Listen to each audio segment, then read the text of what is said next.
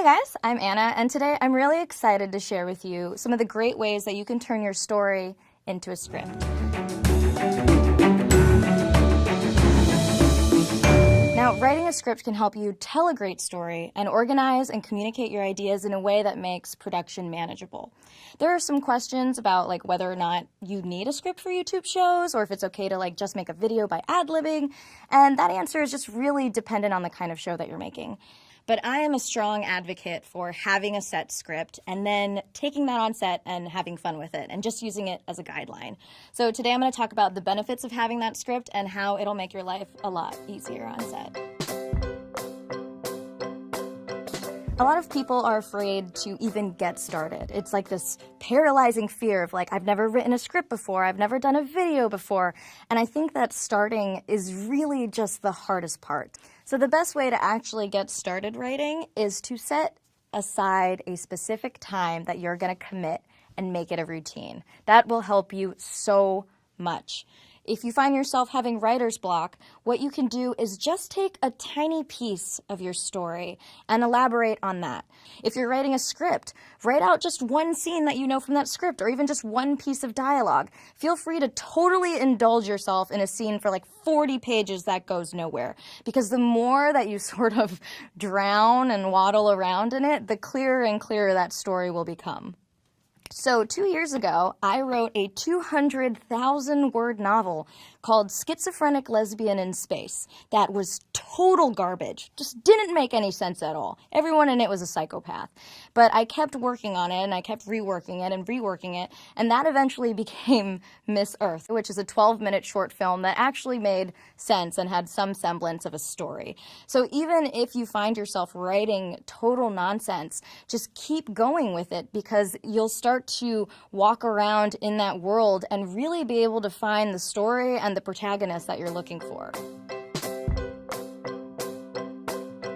Most stories are generally comprised of 3 acts, although it can depend on the kind of story you're telling. An act breaks up your story into 3 pivotal parts. Usually the first act is the setup, the second act the confrontation, and the third act is the resolution. Something about it speaks to us in a way that leaves us feeling satisfied when it is done right. There are many ways to turn your ideas into script and to share your message with people. You can simply write the prose describing step-by-step how the story will evolve, or you can adopt the industry standard and write the location of the action itself, and of course the dialogue. But keep in mind, write only what you can show on camera. So try not to write out the inner deepest thoughts of the characters unless you present that in voiceover dialogue like Fight Club. And consider referencing emotions only if you're describing how a character looks when they react to another character or situation. This is what makes screenwriting extremely challenging and fun. Tension. You need it. Here is why. I want to be sitting on the edge of my seat, especially today when everyone has a million things going on. We have our phones, we have our laptops, we have everything. Why should we pay attention to what we're watching? You need to be able to captivate people right off the bat, and you do that with tension. It's a unique thing, but it's creating a conflict with a character that I actually care about and putting them in some kind of dilemma or peril that seems immediate. And I think the best way to do this is with stakes that are really high, like life or death or some kind of ginormous failure.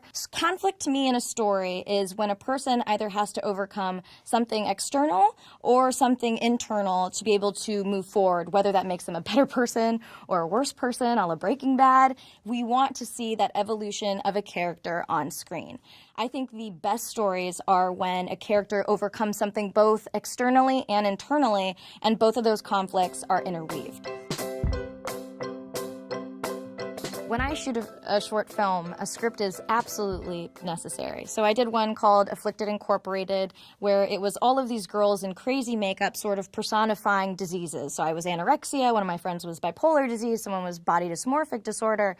If I did not have a script, then we would not have made our day, because 6 hours of the day had to be devoted into makeup. And so one by one, the girls would be coming out of makeup and we would have to shoot their coverage. If I didn't have a script, I would have no idea what lines they would say, where they are when they're saying those lines, or even what their emotional stakes are in that moment. It is absolutely essential that everyone on your crew has access to it so they can give you input and ideas on how to shoot a certain scene, especially if your expertise isn't in like camera department or lighting, because then people can put in their ideas and really hone in on the tone that you were going for in your writing. A script allows you and your producers to control the scope and budget of what you're creating, so you're not kind of writing things that you can't realistically afford to shoot. And finally, having a script helps you plan your schedule. It is 1,000 times easier to plan your day when you actually know what it is you're shooting. I drink the script Kool-Aid. I think that they are absolutely essential in almost all genres that you're doing. So when I do a script, if I'm doing like a regular sketch or a regular vlog, I always break it down in setup, punch, setup, punch, setup, punch. It's incredibly imperative for me since I do monologues to the camera that then have cutaways that interrupt that monologue to punch up whatever it was I was previously saying. For narrative, for short films, there's no way I can do a short film without a script because it's so cost inefficient. If I show up on set and I'm like, well, okay, I think maybe we'll do a shot here. Okay, now that we're done with that shot, maybe we'll go over here. That wastes everybody's time, and you are definitely not going to make your day even if you have 16 hours to complete your shoot.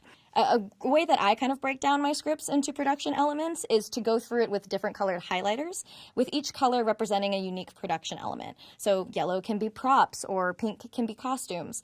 That way, once you're done with this color scheme, you can tell at a glance all the items that are necessary to plan your production. Now for the fun part, controlling your budget and breaking down your script, yes! So having a script can allow you to gauge what your overall budget will be and help you determine if realistically you need to scale back on anything prior to shooting. This can be very, very important, especially if you're on a tight budget. The last thing you want to do is overspend on something you're not really willing to. Once you've gone through the script and done all of that, write a list of everything that you need to make your production happen. And once you've accounted for every single item, make a calculation and find out your total. And ask yourself, can you afford to make this film with the script that you currently have? If not, then you might want to go back and rework scenes in your script or cut down on the costs in some way. You might even consider cutting out an scene entirely that may not have been moving the story forward anyway. I like to do a lot of science fiction comedies, and usually those have elements with prosthetics or robotic baby aliens of the sort, and so it's very, very important that I know exactly how much all of this is going to cost me so that my checks don't bounce. An example of being over budget that I remember is with my short film Pregnapocalypse, where these 4 girls wake up and they find out that every woman in the world, even little kids who are female, are all pregnant, and we don't know what the hell is going on.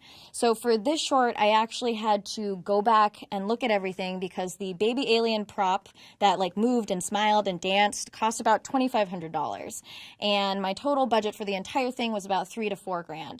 So to kind of accommodate that, I went back and I rewrote it so that everything took place in one setup. So we did one long take instead of having a bunch of cutaways to different aspects around the world, and that saved me so much time and so much money that we could put all of our attention on like lubing up the baby and making sure we got the best smile from it and having it dance with like a little guitar, and it really kind of made me reevaluate where the money should be spent in a short like that, which of course would be selling this tiny little baby alien, and kind of helped me reevaluate how I do budgeting in general.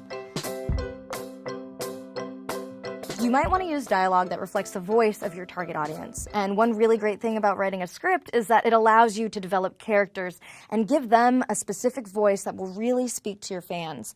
One of the most challenging aspects, I think, for script writing is to reveal character through action versus dialogue. And that is something that I currently struggle with, and when you notice it in a film or on TV, it's brilliant. It's telling me something about a character without him having to say a single word. And that can be the way a character reacts to something or the way a character looks at someone. In books, I know with J.K. Rowling's Harry Potter, we knew so much about Harry Potter just because of his aunt and uncle and how much they hated him. And that made us love him so much more. And so it does come to a point where when you're writing writing your script, you don't want it to just be talking heads. You don't want people to just be talking about each other or talking about what's going on or just doing dialogue for the sake of doing dialogue. There's so many instances in real life when I will see something about someone and know who they are. Like if someone was over there and just dropped their coffee and then slowly walked away from it and left, I would know a lot about that person. So dialogue exempt action, I think, is the number one thing that I want to work on in script writing, and is also one of the strongest elements I've ever seen in the medium. And how does a script translate to time on screen? And how long do people watch that for? Well, one script page roughly equals 1 minute of screen time. That's kind of like the overall rule. So if you're trying for a 5-minute narrative short, but you have a 9-page script, then you know right away that a lot of it needs to get cut. You can also tighten scripts based on your viewers' level of engagement. So if you look at your YouTube analytics and see where fans are falling off, you might want to think about making your content a little shorter and closer to that engagement level.